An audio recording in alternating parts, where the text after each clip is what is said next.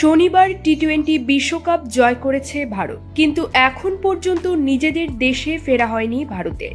এমনকি নির্ধারিত রুট ধরে দেশের উদ্দেশ্যে যাত্রাটাই শুরু করা হয়নি তাদের। ওয়েস্ট ইন্ডিজ থেকে এখনো রওনাই দিতে পারেনি দল।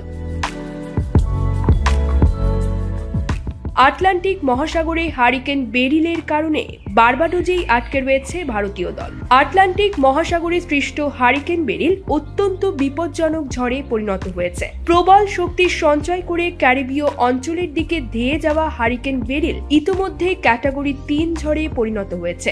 এর ফলে এই ঝড় ক্যারিবীয় অঞ্চলে ঘন্টায় 179 থেকে 209 কিলোমিটার বাতাসের গতিবেগ নিয়ে তাণ্ডব চালাতে পারে বলে আশঙ্কা করা হচ্ছে।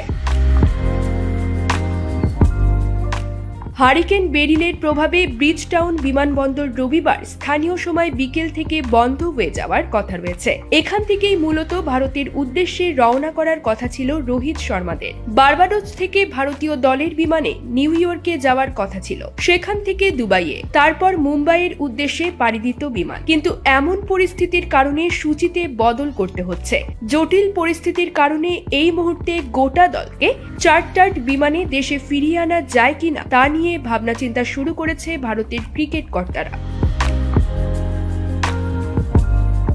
তবে কবে রোহিতেরা রওনা হবেন তা জানা যায়নি। বিসিসিআই সূত্রে ভারতীয় গণমাধ্যমের খবর, বারবাডোস থেকে ভারতীয় দলের নিউ ইয়র্কে যাওয়ার কথা ছিল, সেখান থেকে দুবাই হয়ে ভারতে যাওয়ার কথা। এখন পরিকল্পনা হলো চার্টার্ড বিমানে সরাসরি দিল্লি ফিরে আসা। দেশে ফিরেই প্রধানমন্ত্রী নরেন্দ্র মোদীর সঙ্গে দেখা করার কথাও রয়েছে। ভারতীয় দলে ক্রিকেটার, কোচিং স্টাফ, পরিবারের সদস্য এবং কর্তা মিলিয়ে প্রায় 70 জন রয়েছেন। সবাই একসঙ্গে ফিরবেন বলেই ধারণা করা হচ্ছে।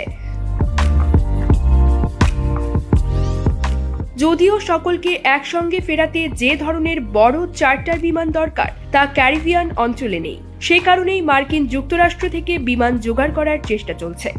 News desk, channel 16।